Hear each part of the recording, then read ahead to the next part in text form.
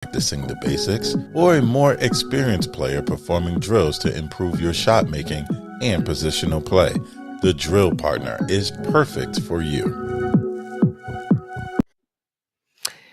Hey guys, welcome to this episode of Doggin' It. Joey Ryan here with Melina Mike. It's been a minute, Melina. How you doing, buddy? It's been a little bit indeed, man. I'm doing well, doing as good as can be, and I'm glad to be back. I'm excited. It's Sunday night. There's a lot of stuff, lots to talk about since me and you have last been on. And yeah, I want to talk pool, man. I want to talk pool too, but I just want to. I was struck by something that one of our Patreon supporters said, and I just wanted to get your thoughts on it before we get kicked off today. They said that there's so much pool going on right now that it's hard to keep up with things. It's hard to keep track of things, and they find themselves kind of falling behind.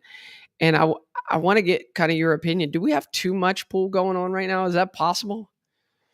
No, I don't think it's possible. The time difference makes it a bit unique. Like always, whenever you have something going on internationally.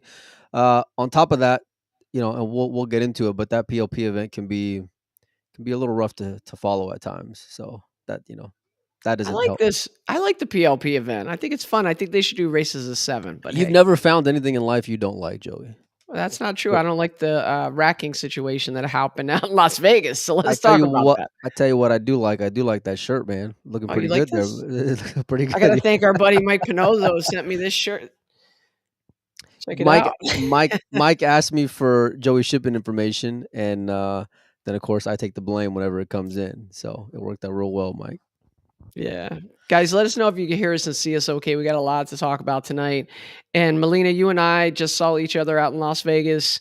I ended up getting sick, came home a little bit early. Get your thoughts. I want to get your thoughts on the event in general, but let's talk first about the Alpha Las Vegas Open and Victor winning it for the second year in a row. I mean, what kind of feat is that? That's unbelievable. Races to 4, short races, basically 2 races to 4. And then when it got to the later stages, 3 races to 4, and he manages to win that thing 2 years in a row. That's just unbelievable. Yeah, I mean, we all know how tough it is to fade the Pro Beard Series format. From the breaking standpoint and the racking to the caliber of players that are there, it's the elite of the elite, especially leading into the World 10 ball. Like amongst any event that Predator will have, that is definitely the deepest in the Pro Beard Series. So yeah, kudos to Victor, man. He went wire to wire, and I told you, man, the kid's a monster. He plays strong, he plays smooth, but like he also did last year, he came up real short in the World 10 ball, following up that win in the Alpha. Yeah, So I wonder what it is. 2 years in a row, he wins the Alpha, he's gotta be flying high, and then he goes into the World 10 ball, and he kinda has a disappointing showing, and, if he were older, I'd say, well, it could be fatigue, but he's not. He's very young, right. so perhaps it's just a lapse in concentration, which over with more experience and over time, I'm sure he'll get a better handle on that, and really that's what he's looking for is consistency, right? To continue to show up in these big events and to break through and win some of them. So, Well, I mean, relatively speaking, he's about as consistent as you can ask for. Like, I mean, anyone outside of Francisco, you're gonna say that kid is as close to the top of the food chain as you can ask for. Outside of winning like a matchroom major, right? We've seen him, come up with some second place finishes at the end of last year. I think he also won. I don't think he won the straight pool, but he came real close. I think he came yeah. up second to Jason in the international. So I mean, the kid's had some strong finishes. Following up the alpha to the World 10 ball is just it's a grind, man. Vegas is brutal. It's long, late nights, early mornings, and you got to constantly stay focused. You can also say, hey, listen, we didn't see Francisco really in that event. That Victor won, right? But he goes after the big ones, and we'll get to that in a minute. But yeah, it's tough to fade, man. The talent of players that are out there right now that are just playing so well is so deep. So to get that first place in that event, I'm sure he's real happy and will take it any day of the week. But on the radar certainly is going to be that world championship. Yeah, and with this alpha event followed by the Predator World 10 ball, a lot of people don't realize that if you go deep in the alpha, then you don't really get much. Ah, there it went, Mike. Hold on, camera, It's time. stand by. It's time We're for gonna go to Plan B. the Plan B terrible view, but we'll, we'll work with this. Hold on, I might need some more light here. Hold on. Yeah, One yeah, second. yeah. We need to get All that right, one there in you go. from HD. Okay, we're in at Plan B now. That's why we have a backup. But a lot of people don't realize if you go deep in the alpha, you basically don't have any days off, right? So, No. kind of right when that wraps up, the World 10 ball starts. Whereas some of these guys who got knocked out of the alpha kind of early had a few days to kind of relax and kind of get their bearings and get adjusted. And then they came back pretty strong in the World 10 ball. Yeah, I mean, you can look at it, however you like. I'm sure, that comfort of the check, knowing that it's coming, makes you feel a little bit more loose.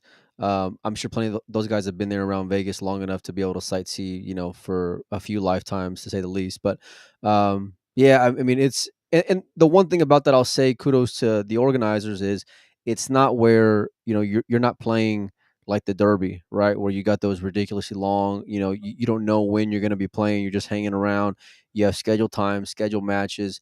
Everything's run pretty fluidly. You know what to expect. You can plan out your day, your meals, your diet, your Yeah. exercise, all those things that are important. But like I said, for whatever reason, just a little short in that World 10 ball. I mean, he ran into Alex the first round, and we know how great Alex is playing right now. Kind of having like a rejuvenation of his career in a lot of aspects. So, um, yeah, man, it's tough, but it was a fun event, and they also made the changes to the format as well at the Alpha. Yeah, and kind of looking at the whole event, again, it's just an amazing experience. I remember day one, I'm there and I'm setting everything up, and some guy walks over to me with like this childish grin on his face, and he's like, "This is my first time here." And I'm like, "Enjoy it, brother. Let's just walk in and enjoy it because you go in that main ballroom and you have all the vendors in there, you have all the Right. amateur tables, and you have the pro tables." And I think the year before, there was a lot of discussion about the issues that they had with the tables and the 9-foot predator tables.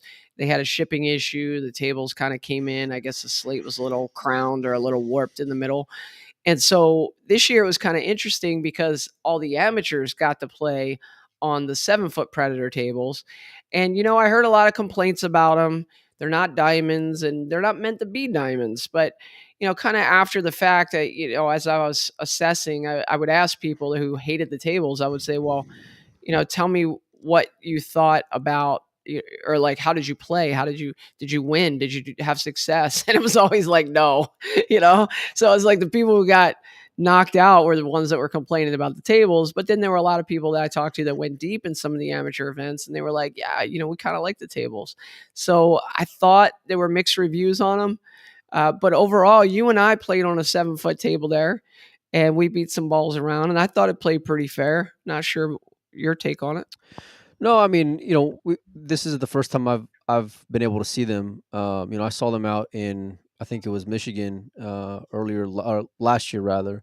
But like anything else in life, sometimes change can be difficult, right? And you can kind of drag your feet, and you go into it thinking that you've liked a certain way for so long, so now that something new's coming along that kind of got forced on a lot of these league players in so many ways, that they're going to be more resistant to it. I think with time, they're going to be more acclimated and comfortable with it. If more rooms, decide to put them in there as well, that'll help out, and let them go and practice. Leading into Las Vegas or whatever, CSI event that they go and attend. But yeah, I mean, listen, I don't get to play on equipment like that a whole lot. The banks were and the rails shortened up quite a bit. That was one thing that I noticed right away, like it really bit, especially off that second rail. I guess if you're used to playing on them, I'm sure it's something that can be adjusted like that. But yeah, I'm sure the winners are always going to say great things, and the guys who go out, 2 and out, are always going to be a little bitter. But that's like that in anything in pool, right, Joe? I mean, it doesn't matter. Yeah. what event it is, right? Yeah, but let's talk about one other kind of cool thing. Josh Sotelo brought it up here in the chat, and that was that they had a second pro arena back in one of the other larger ballrooms where oftentimes as an amateur, every time you draw a table back there, you're like banished to the back room and you're like, oh man, I'm away from all the action. I'm away from all the pros, but now they have pro arena.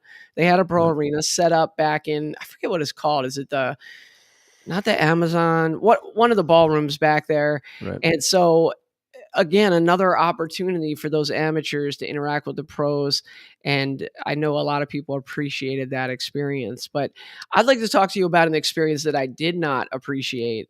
We talked a little bit about this on our question of the day on our Patreon. By the way, if you guys aren't supporting us, patreon.com/doggin. Love to have your support. It helps us get to these events and do some cool things. But we were chatting about it there, and I said that I just had a really sick feeling about the way the balls were racking. And obviously, you have the predator rack, and you have human beings who are pushing the balls up into that rack.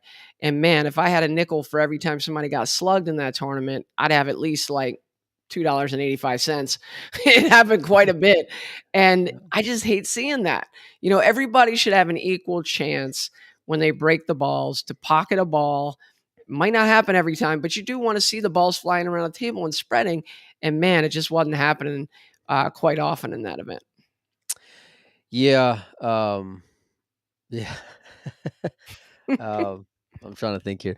The rack's always going to be a Trying to be challenge. diplomatic. Is Molina Mike trying to be diplomatic for once? No, that's not. That wears ugly on me, man. I can't. I got to be true to who I am. I mean, listen, everyone's got eyes and ears, right? You can watch any table. That's the beauty of what they've created, right? You can literally watch any table in that room. On the pro side. So, we saw it. We've been witness to it. It's not the first time we've been witness to it. It's the same cycle of referees that we see at all their events. Something obviously just isn't working, right? And I'm not putting the onus on the referees. I'm putting it on the equipment, like you are. It's we talked to Krim about it, and me and Mike interviewed him out there in Las Vegas, and the alternative, just isn't something that I want to see either. I don't want to see template 10 ball. That's not something that, intrigues me or can get me engaged at all. And I'm someone who really enjoys pool. So I don't want to, I like seeing the randomness. I like seeing, the more strategery that comes post break with it. At the same time, Strategery. it can George be, Bush used to say that strategery. It can be a little rough to see some of these guys get slugged, especially when you have the Pro Billiard Series, right? When you have race to 4, they're really weighted. Every game is super important. When you're racing to 8 and it being a little more traditional, you have that leeway. I remember this conversation we had with Alex Laley following day 1 at the Mosconi Cup, and I think they were down. What was it, Joe? Like 3-2, whatever it was. Yeah. And what did he say? If we're racing to 11, if you're down 3-2 or 4-1 or whatever, would you be nervous? Panic? And in my head, I'm like, that makes perfect sense, right? The same goes with, if you get one slug rack going to 8 and if you're down 2-1, right? But if you're down 2-1 going to 4, and then now it's your opponent's break thereafter, now it's 2-1, the guy's breaking. I mean, hold on for a minute. It's going to be rough. But I got to take the opposite side of that, though. I mean, I get it that in the alpha it's more important because it's only a race to 4, but we're talking about a world championship here. You should not be getting slugged in a world championship. And you know what? Regardless of the rack, I still think I've said this once. I've said it 1,000 times. I'm 50 years old now. When I lean over the balls and I look down from whatever it is, 16 inches above the balls, I can't decipher the gaps. I miss gaps all the time. And there's guys a couple decades older than me racking these balls in a world championship. And you're probably being generous. That's a problem. And we saw it. And then we saw it again. We saw, just a very unusual rule issue that came up in the match with Mika and Jeffrey DeLuna. I want to get your thoughts on that one too, because how do I go from the rack to the Mika incident? I don't know how you got that to that transition on the rack though. I want to tell you, I got a lot of stuff on my mind, man. We haven't talked for a while. Let's get this going. You bring up referees. I'll tell you what. I had this great interview with Federer following one of his wins, and ended up being pretty pretty funny, and I try to hold myself together when I'm talking with these guys and be as professional as I can be, as does Federer. And we both kind of cracked there, because I pan over as Federer says he got slugged, and I know I got this referee to my left. And the reason why I know I got this referee to my left is because I just spent the previous like 3 minutes talking with the guy, and what he told me was just how much he was actively looking to see how the 10 ball was moving and how the breaks were coming off after his racks. He's like, every single one of them I'm paying attention to. I'm seeing if it's going high, if it's going low, if it's moving left or right.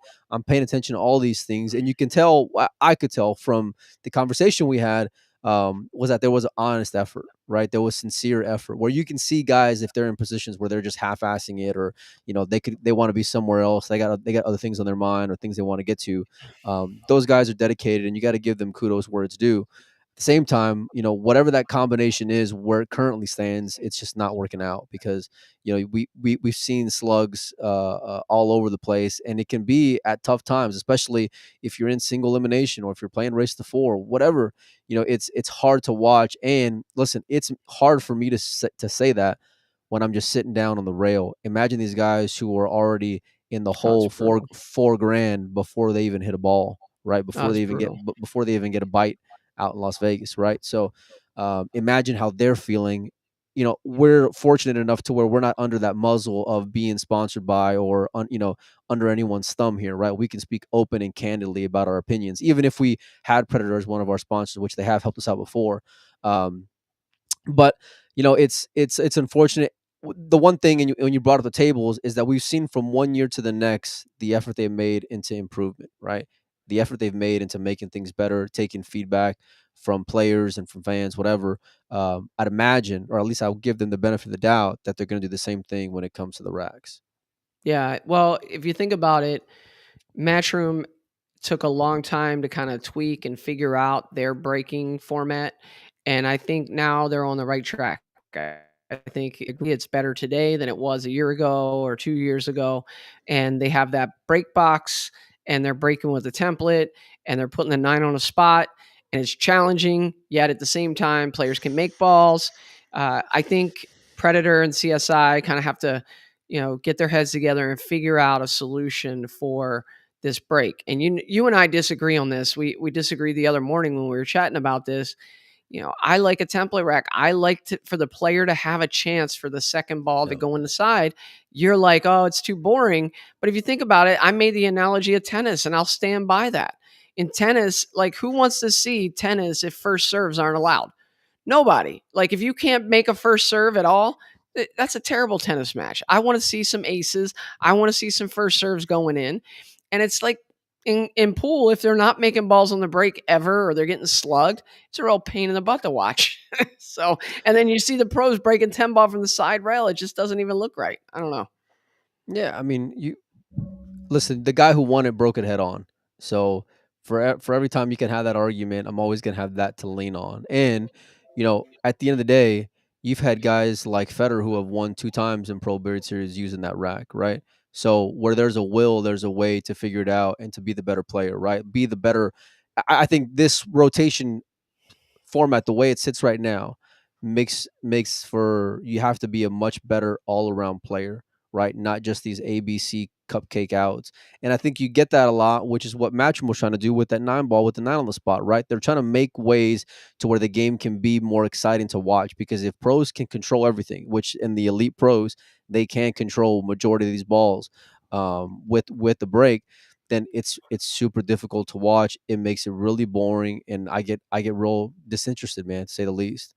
Yeah, no, I get it. But let's move on to the Mika incident, because Mika's been known to kind of blow up a little bit sometimes, and you No, know you act a don't say. little, yeah, just get frustrated and Sounds kind of out of show his character. emotions at the table. But at the same time, there's some reputation there with Jeffrey DeLuna as well, where there's times, I remember the match with Federer Goris where he tried to kind of move the cue ball ahead of the head string, and pulled a couple moves there. And so when I saw that situation, and if you guys didn't catch it, what happened was Mika goes to shoot like an obvious combo in the side pocket. Obvious, like the first ball in the combo didn't even go in the side pocket, so he would have had to try to cut it in the corner or something crazy. But he goes to shoot the combo right in the side. He made a call before he did it, and he shoots it, and the referee immediately chimes in and calls it a foul and says, "You didn't call that ball." And Mika said, "Yes, I did." And, "No, you didn't." "Yes, I did." And Jeff jumps up out of his seat and he's ready to play. And then kind of Mika and Jeff get into it a little bit. And then Joey, they I'm thinking a lot of people might have seen it if I they're know, I watching the know, I show. know. But just in case that one person out there, I gotta go back through the whole thing. But I'm taking a nap already. it's kind of fresh. It brings it fresh to my mind again. And then they both go back to their seat, and then the ref says, "Oh no, he did mouth it. He mouthed it. He was shooting the ball on the side." And so then Mika gets up and he's got some not so kind words to say to Jeff, and he finishes his run out. It was actually hilarious that he's calling obvious shots. He's like, 9-ball, corner pocket, bam, shoot it in the pocket. What was your take on all that, Melina? I love it. I love every minute of it. I love every single minute of it. I think Poole needs more of it. You can say, one got embarrassed, or you can say both of them got embarrassed by their behavior or their actions, right? Um, History and reputation certainly play a part, right? You know, everyone everyone here can also have an opinion about Earl, right? Because we've seen him over the years and all the things that he can do, right? And you kind of give him a pass on some things versus the other because it's just Earl being Earl, right? Well, it's Jeff kind of being a shithead and it's Mika being hot headed, right? And we've seen it. There's a pattern there. I think that if the referee doesn't say anything, then I don't think Jeff gets up because Jeff's not. I would like to think he's not that bad. But when Jeff got a window, oh, Jeff took well advantage of that window and opportunity to make sure that he was going to have a chance at getting Mika out of there.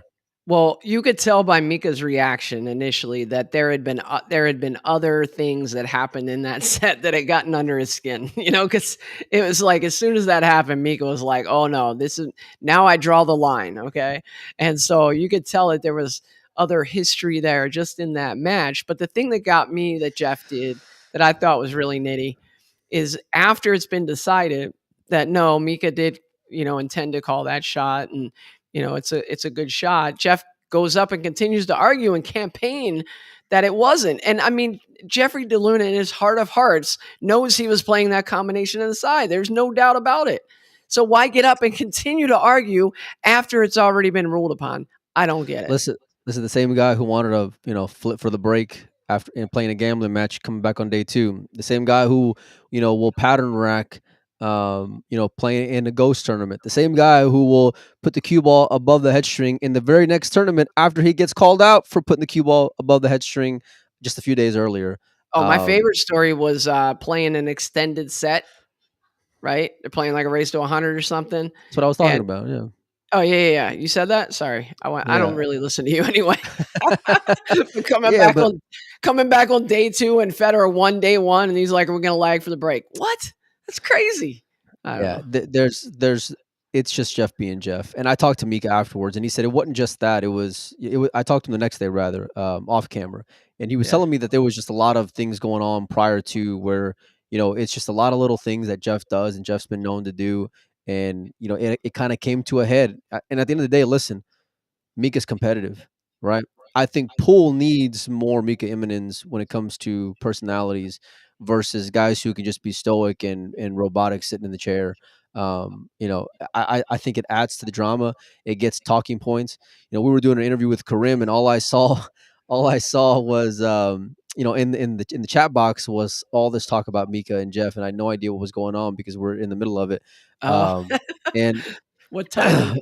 Yeah, yeah, no kidding, right? But listen, anything talking about Poole, I'm all for at the end of the day, to be honest with you. So, um, I think that I think both of them wish they would have handled it a little differently, or at least from Mika's standpoint, he wishes it wouldn't have came across like the way it did. I know he took real offense to like some of the things that were being said online to him because it kind of got where it was more personal than it ever should have been because it wasn't right. People were Yeah. were calling Mika all kinds of names and we were gonna have we can still try to have Mika on that day. Whenever I left home, I get a message, and I just landed in Hobby in Houston, and it's Mika, and he says, "Hey, I want to I want to get on the show today, and we'll talk about the Jeff interview." And then he's like, "Keep it under wraps." Like, but I think I got a good shot at getting Joe Rogan here this afternoon for the match. And I'm like, "What the fuck?" And he was like, "But don't say anything." So sure enough, I'm on a plane heading back home, and there I see Joe sitting in the audience, and I was Yeah, like, you "Oh dogged that god, one. we definitely That would have blew it. been big for our show, Melina. You really We dogged us definitely there. blew it." Can't believe it. Yeah. By the way, I see a lot of chatter in the chat about Earl. I think we might say a few words about that a little later when we get the Premier League pool. Yeah. But let's wrap up this part of the discussion with our trip to Las Vegas, talking about the actual tournament, the World 10 ball. World 10 Ball Championship, and the winner of that, Atleti Kachi. Just phenomenal performance. Great. I watched the final. Great final there against FSR. He's just a grinder, man, and we see it a lot in 10 ball. It's almost like I think that might be his best game, at least in my opinion, because he just grinds it out. He finds ways to Way to win go out on a limb. The guy's won the World 10 ball championship twice, and twice. you're Yeah, breaking news here. I think that might be he plays good 9 ball too. I mean, he the might guy's a have great he player. might have a future playing 10 ball. He might have a I'm future. just He might thinking, yeah. he might have a future. But you know what?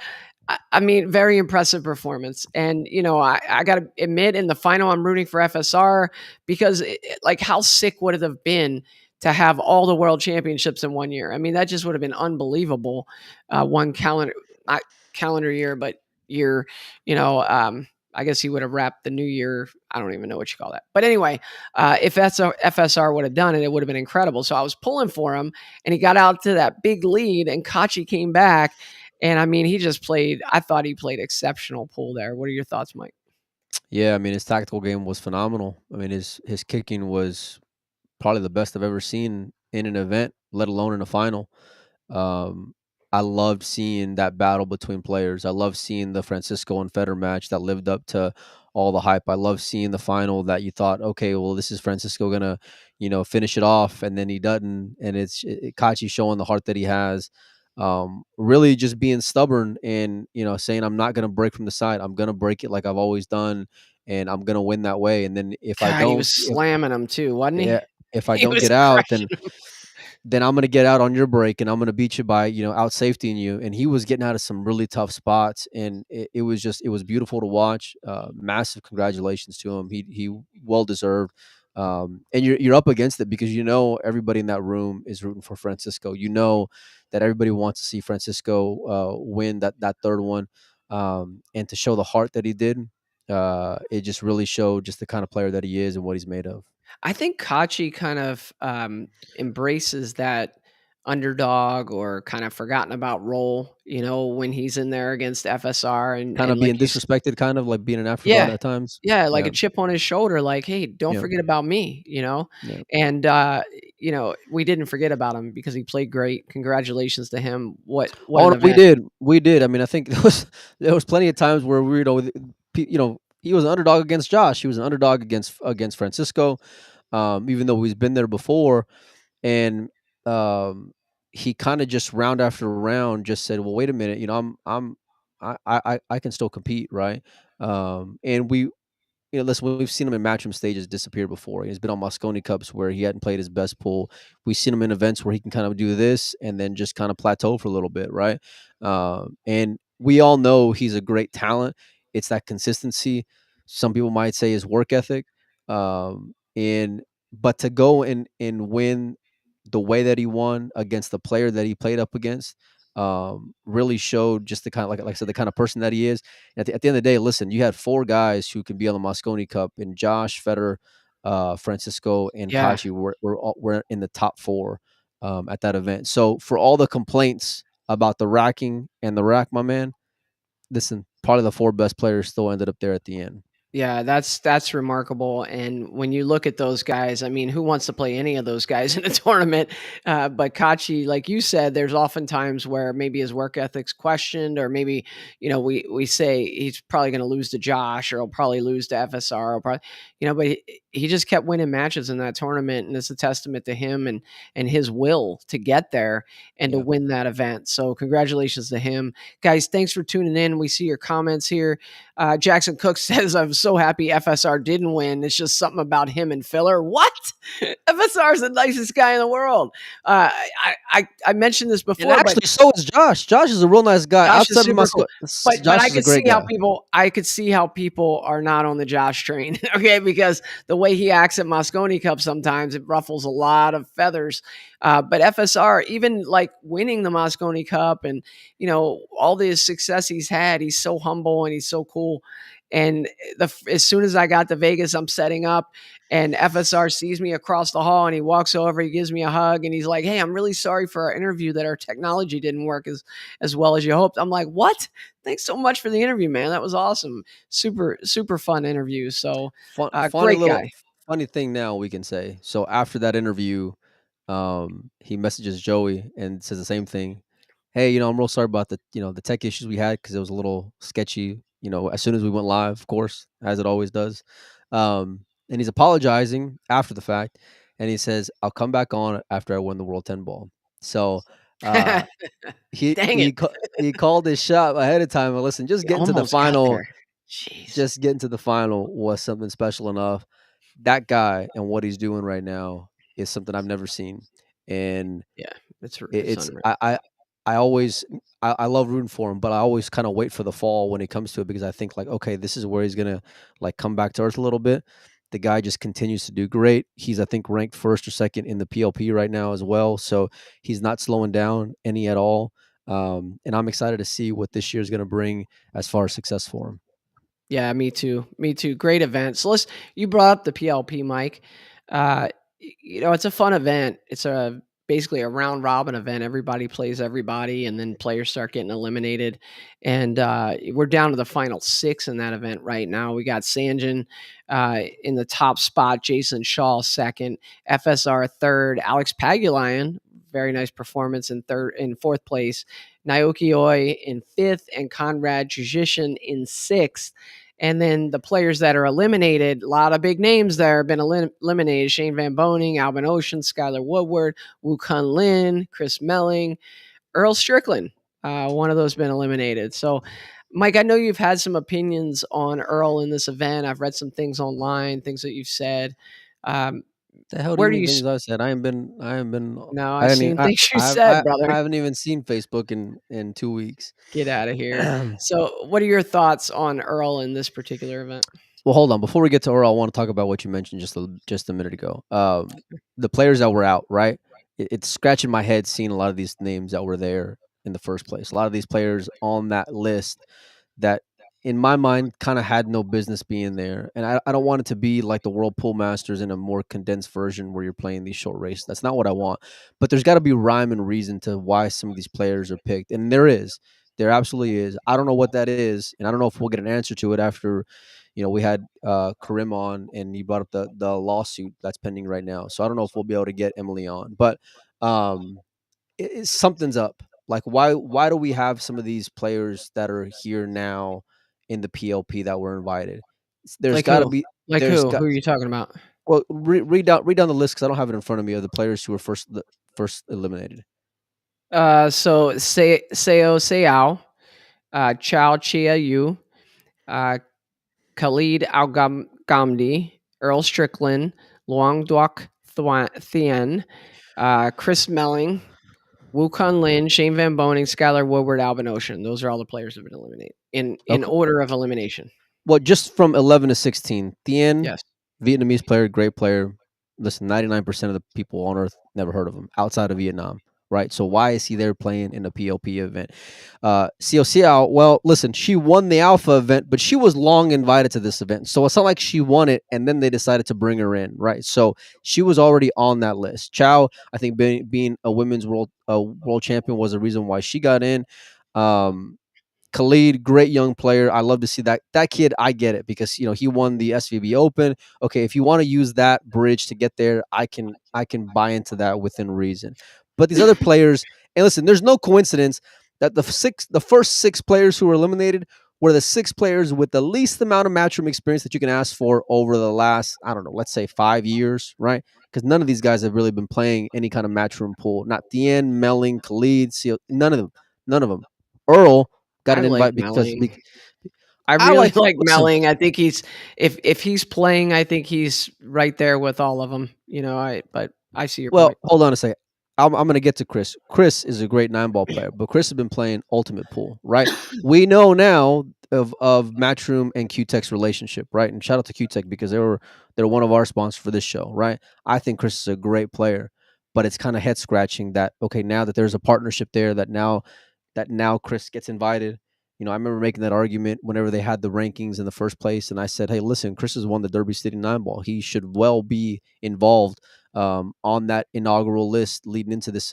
Because if you're Yeah. saying 9-ball is important and Derby's one of your events, well, this guy has won it before, and he made a lot of highlight reels. Right, the guy's great for the game. He checks off a lot of boxes, but listen, I think at the end of the day, it's that relationship with QTech is the reason why the guy gets in the first place. So there's a lot of things going on that I feel like are behind the scenes are the reason why some of these players are getting picked up in the first place, right? So what I'm wondering is what's going on with those relationships out in Asia, why some of these players are getting involved. I know there's an Asian tour that they just announced coming up real soon, but I'm guessing that there's more to be revealed over the next few months if you're going to have players like this. And with these women being invited and they rightfully should get opportunities, I would imagine, even though Emily's stance for years has been we don't want to have separation, we don't want to have a men's and women's, that this leads me to think that maybe there's going to be more women events coming on the Matchroom calendar in the next few years. Call me crazy, and again, I don't know anything, haven't spoken to anyone, but this is something that if I see this is what it leads me to believe.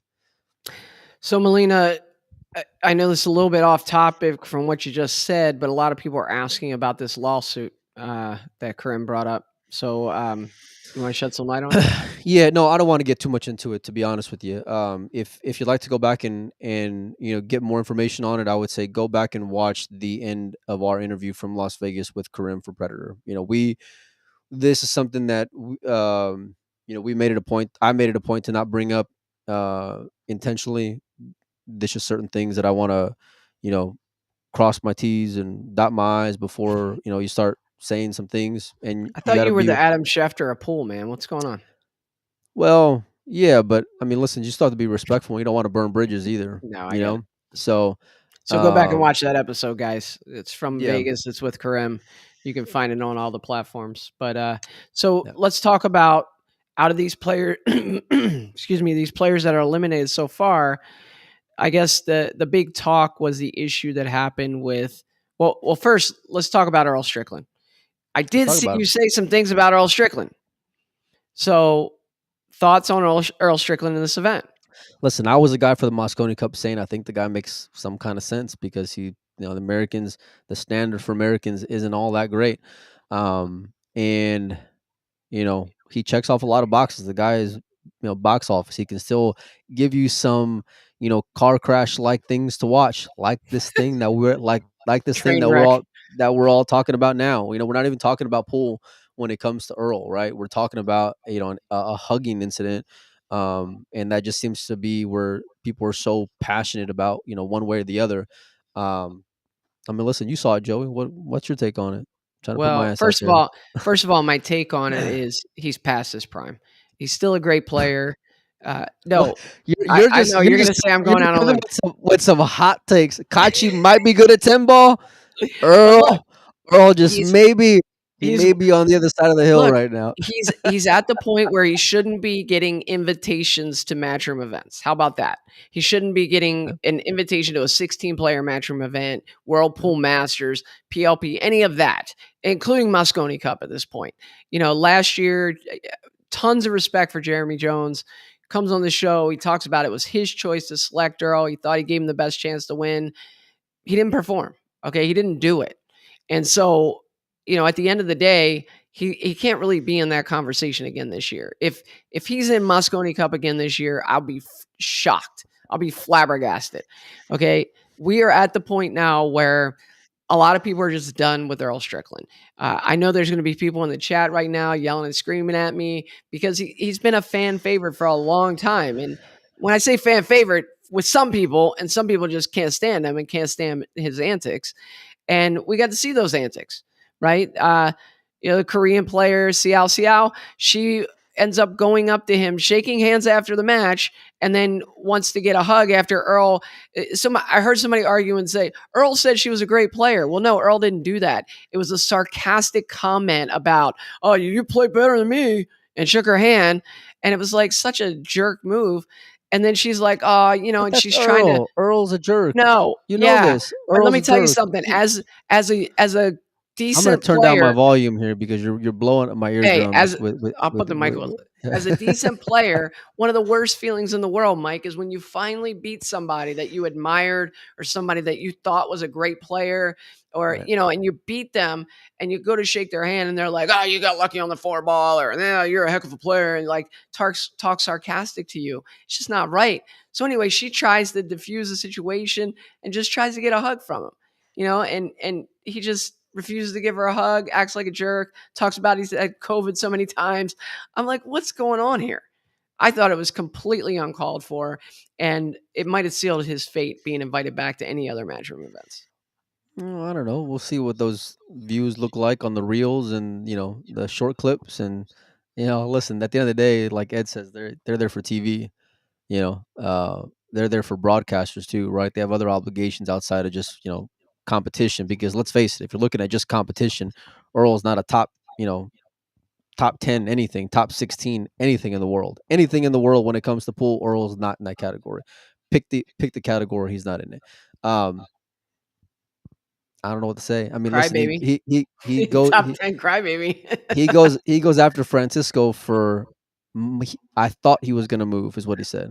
That I was missed I that missed was the ball. ridiculous. I missed the ball because I thought he was going to move.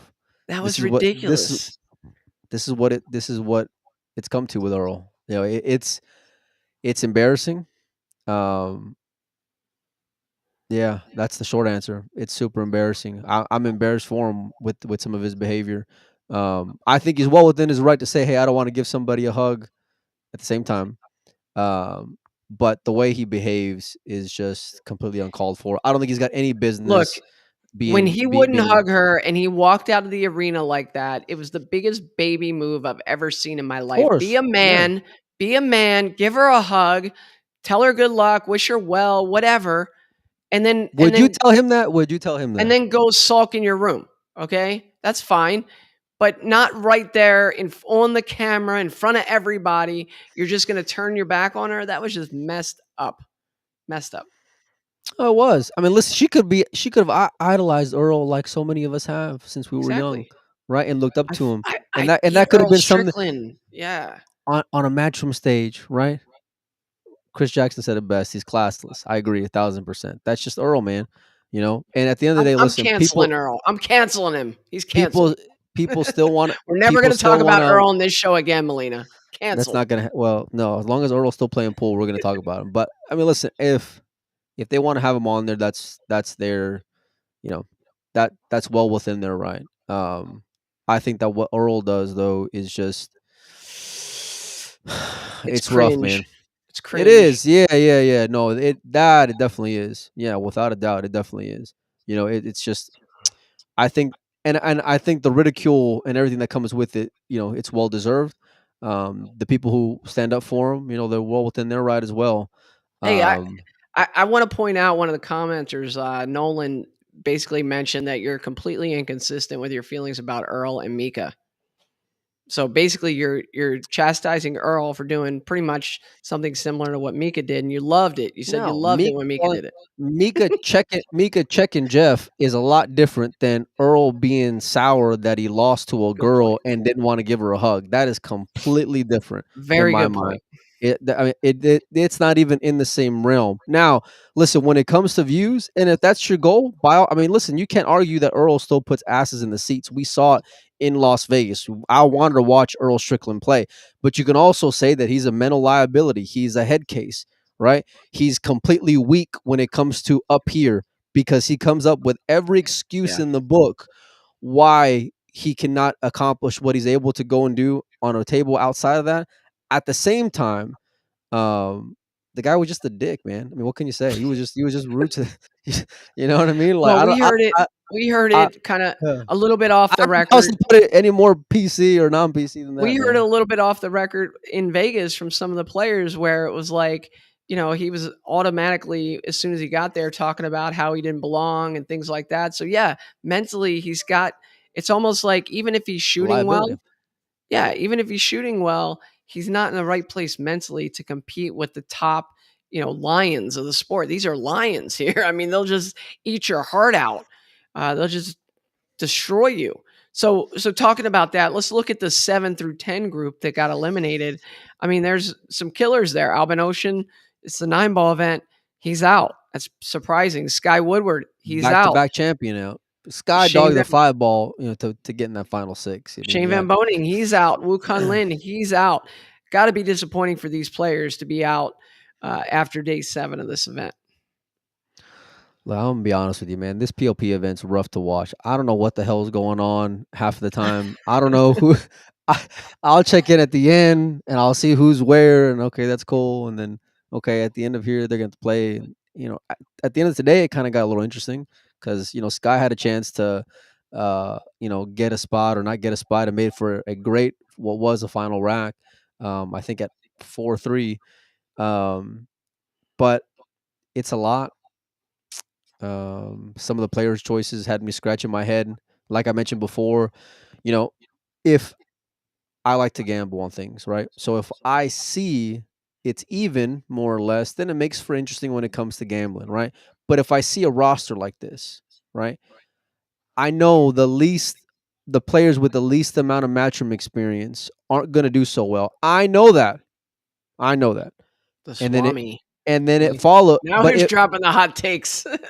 no, but it follows when you see the first 6 players who are out, the Yeah. players who had the least amount. So from like even watching for the sake of gambling, it's like, man, it's so lopsided. I don't even want to fire at it because how can I fire at Shane playing Chow when Chow has never been there before, and she's a women's world champion. I get it. With all due respect, I understand completely, but like that should not be her invitation into a matchroom event, is playing in that type of environment, right? Let her play in a tournament under a matchroom light in a matchroom stage and let her get her wheels greased that way. But to go out there and have to play the Shanes and Franciscos and Albins of the world, that's the tall order. I mean, Yeah, it look at is. Chris. Chris made news all over the world for his 2-rail kick on Shane, and then what? And then what did he do? Came up Yeah. short. Well, look, a lot of people are commenting. Pete Nix is commenting. Many players look like they don't want to be there. I don't think it's that.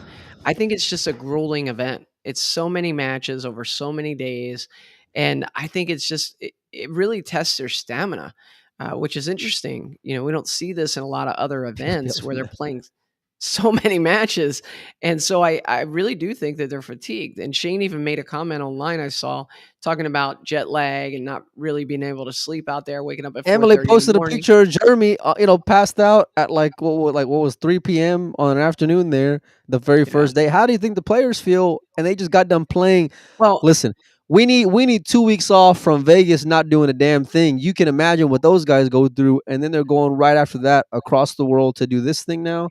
It's yeah, yeah, rough. yeah. It's No, and rough. it's not like a traditional tournament for them. So they travel across the world. They get there, and it's not like, oh, okay, it's a 128 player tournament. First 2 rounds, I'll probably have a little cupcake to kind of get in gear, get in stroke. No, I mean they're coming out of the gate playing killers right from the start, Let me tell and you something. it's Like just been it, pretty tough. the brackets just got announced for March Madness, right? And what do people do? They start filling out their brackets. They start Yep, projecting who they think their team's going to go and face, right? Well, if they win this, then they're going to play this one, and then yep. in the second or third round they're going to face this one.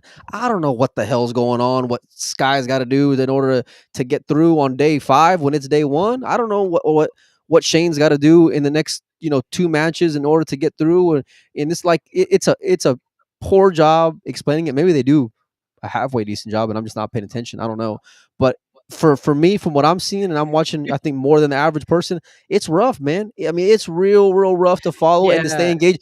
Like if I'm watching any kind of sports show, if I'm watching, if you're watching the NFL, right, and if you're coming up to let's say from week 12 on, right, you know what happens if you watch ESPN? They're going to tell you, you know what the Ravens need? They need Yeah. this team. They need this team to They lose, win, and then this Chargers team will, and lose, then this team Broncos lose, win. right? Yeah. And as a fan, you're watching that to say, okay, now I'm scoreboard watching to That's a see, good okay, point. now I need this guy to lose. I need this guy to go and win. I need this guy to win by this many racks now. I mean, but you don't get that over here, or at least it's not explained thoroughly enough. I know they've had success with it when it comes to snooker, and I think that's the principle in which they got this from, right? Yeah. But it's even for someone Yeah, who I so, think is like like so more of a diehard, it's rough. Albin's eliminated. He's got 7 wins, 5 losses. Conrad has 7 wins, 5 losses. They both have 49 racks won, but then I guess because Conrad had 39 racks lost and Albin had 42 racks lost, Conrad makes it, Albin doesn't.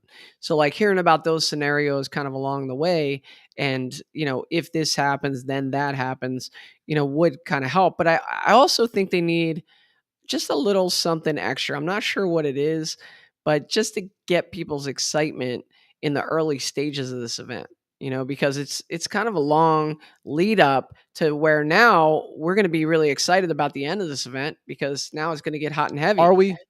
Are Yeah, we? we are. I will. I'm No, in it I for you will too. guys. I don't know about I Melina, but I will too. I'm gonna watch too now. I mean, like now, cause a little more. It's a shortened up. Now I can kind of understand. Okay, this is where this guy stands. This is what he needs to have happen. 2 more players are gonna be eliminated after tomorrow. Um, so I can follow along a little more engaged. Um, I did say I want to see a race of 7. I think races of 7 would be good. And by the way, when I was looking at it, Joey, you're when like that pool player that like you come into the tournament and you're like, listen, this was a great event, but here's what you can do to make it the best event ever. Mike, literally every pool player does that. Okay. Every single event, they have something to say about the format, but that's just what we do as pool players. But so let's look at Oy and Conrad. They're kind of right on the bubble here, but Oy has an advantage. He's got 8 Look, wins. Conrad has 7 wins. What do you people are need? bringing up the Mosconi Cup race to 5. Listen, that arena is flat as you know what. I mean, there's zero energy in there. Yeah. The loudest it got was the lady complaining at the players in the practice room, telling them to keep it down.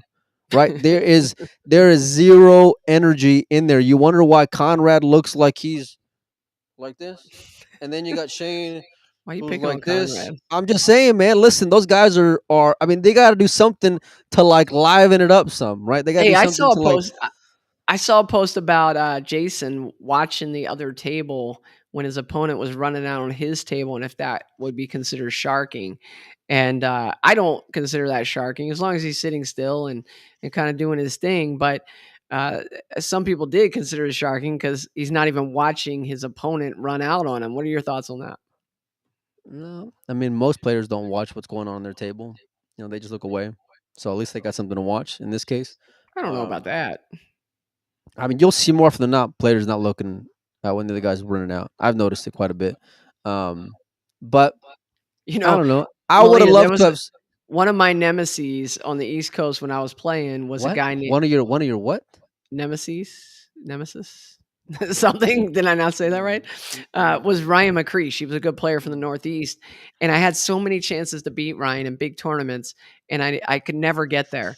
And I would dog a ball late in the set against him, and I remember every time I would, he's staring right at me instead of like my shot. He's like looking at me.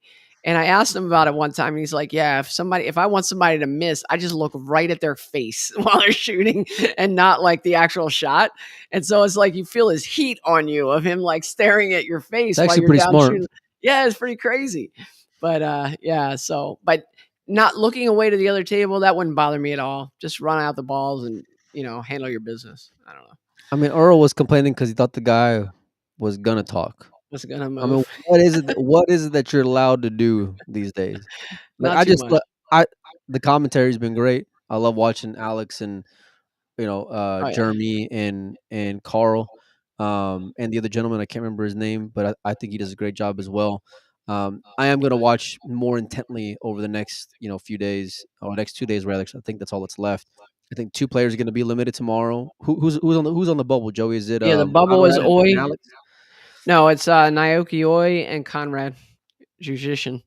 And but Oy's got an advantage there. He's 8-4. Conrad's 7-5. So Oy's actually tied with Alex. Alex is 8-4 as well.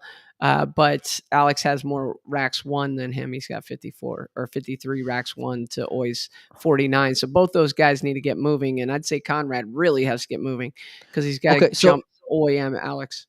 do we know how many matches are being played and how many matches these bottom two need to win in order for them to move up to the 4? I'm sure it's there That's my point. on the This is my point. schedule. I mean, I'm looking at the Yeah. post here. Hold on. And it's just there's got to be more like education involved here. Maybe we're just dumb. I don't know.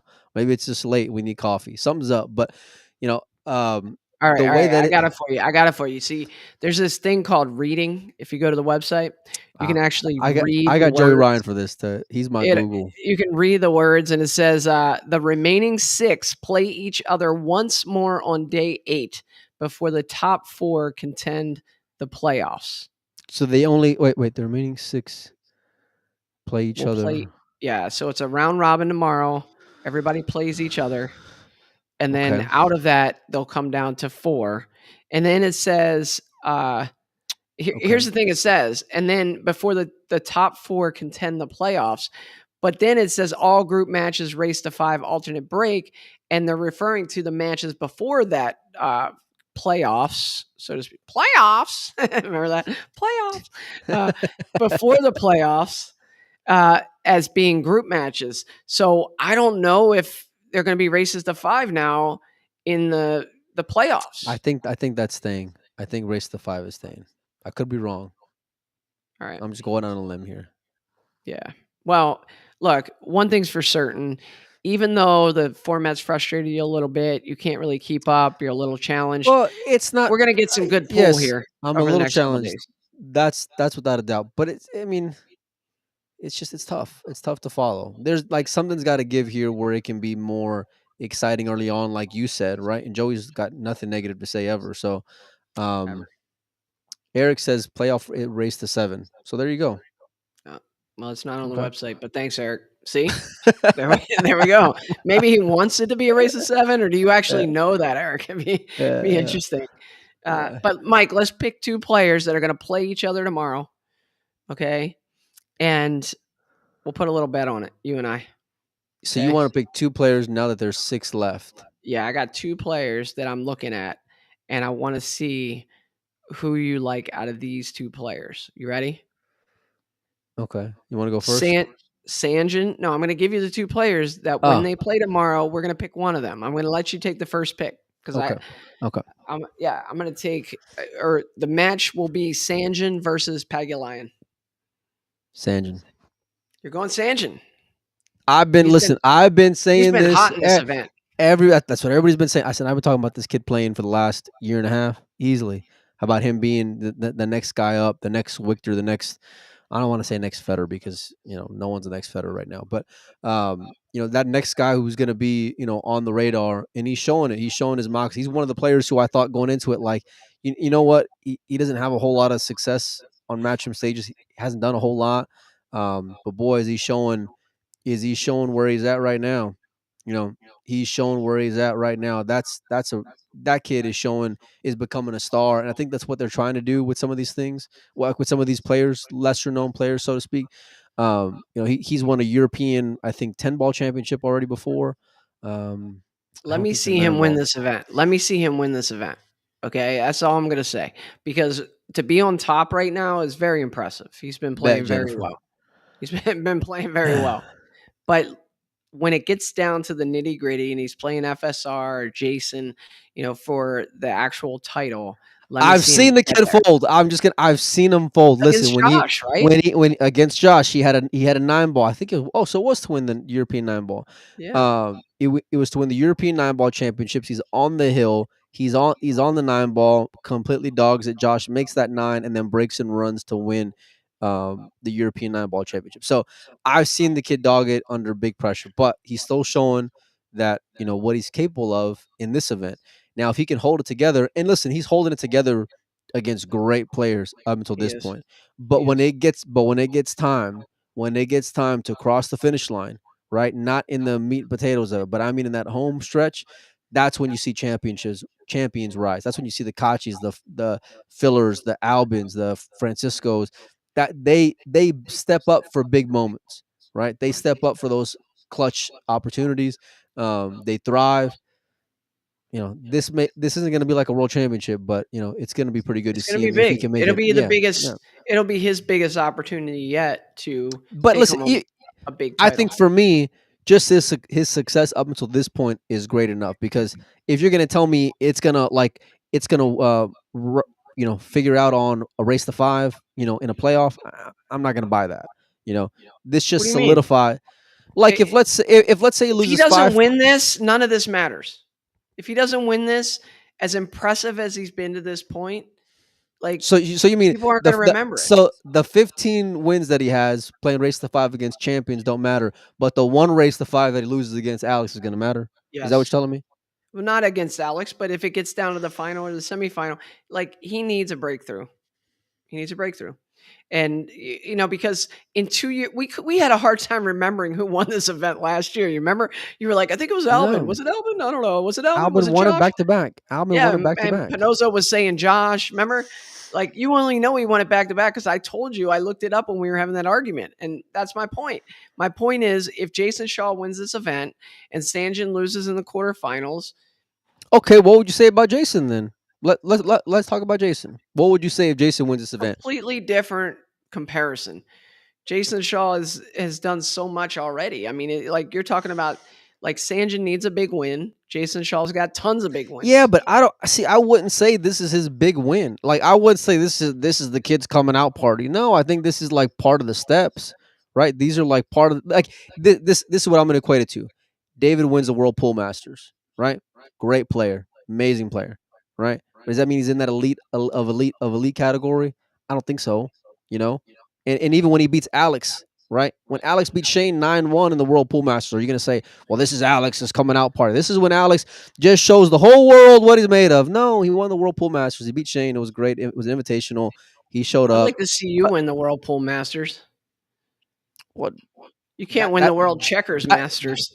that's the equivalent. That's the I'm that's just the saying, conversation. you're acting like the World Pool Masters is nothing, man. That's a No, I'm big, not. big win. I'm just saying though. These are like steps in a career. You're making it seem like, well, if he wins, this is everything. But if he loses, all this is for naught. No, the kid's a great No, player, just like all the rest of those if you, guys are great all players. I'm But like saying, winning this and winning a major tournament, completely different.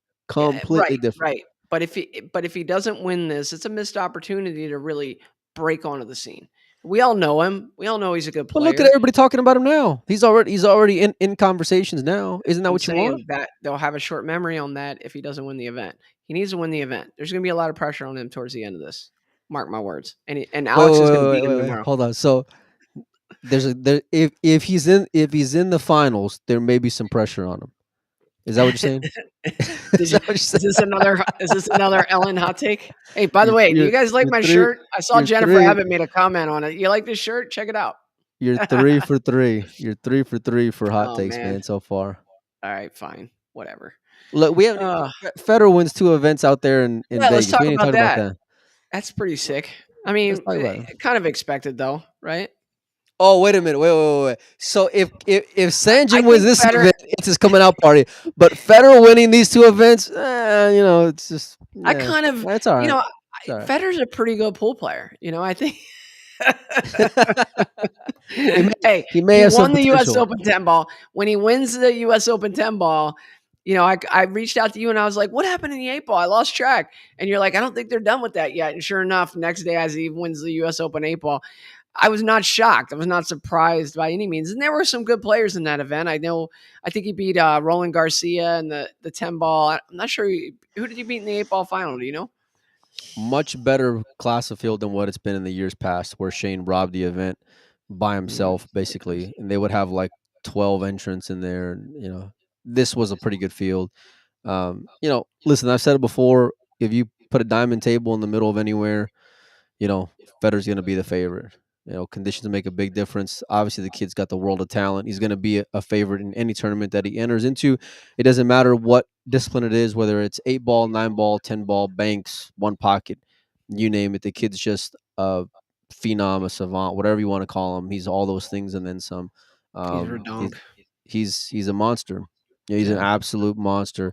Um, and his consistency is just it blows my mind. I wish I would have rather have seen Federer go and play some of these guys. I'd rather have seen Mario go and play some of these guys at the PLP. I'd rather have seen Victor go and play some of these guys Max in the Lecter. PLP. And yeah, Max Lecter. I would rather see Max out there Yeah, playing I knew and it was coming. competing. I'm just saying, I'd rather see some of these guys who are relevant and now and winning in these moments. Kachi, go out there and go play some right now. You know, that's what I want to see. I don't want to see some of the players that I'm like, what, who, what? Hey, guys, I don't know if you heard the story, but we're out of Vegas. I'm out there. Melina's not there yet. I go to Starbucks like 7 o'clock in the morning. And who's standing right behind me in the line of Starbucks? Max Lechner, Melina's favorite player.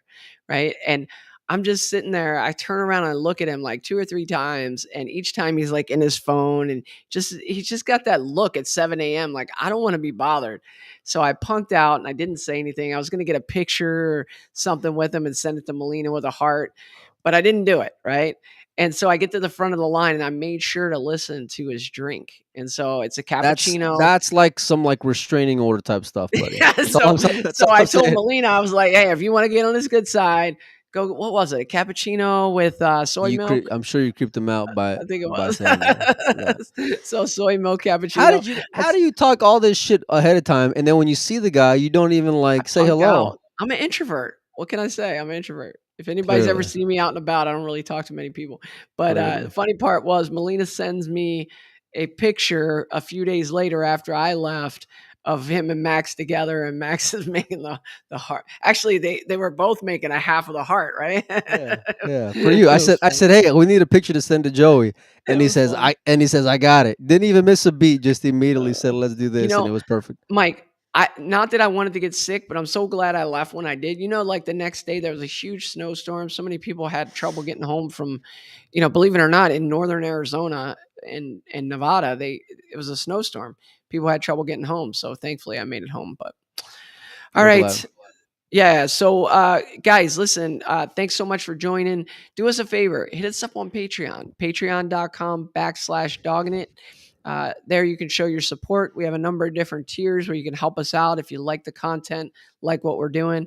We're going to be back with you probably later this week. I think this Sunday night thing is going to work for me, Melina. And by the way, so Arizona is the only state that does it right. We don't have daylight savings. So now I'm on Pacific time because I'm in Arizona because we didn't change our clocks and everybody else did. And so now I'm 2 hours behind Melina, 3 hours behind Eastern. So the shows might be a little bit later in the evening. I hope that works for you guys. Thanks for tuning in. We appreciate you. We'll see you.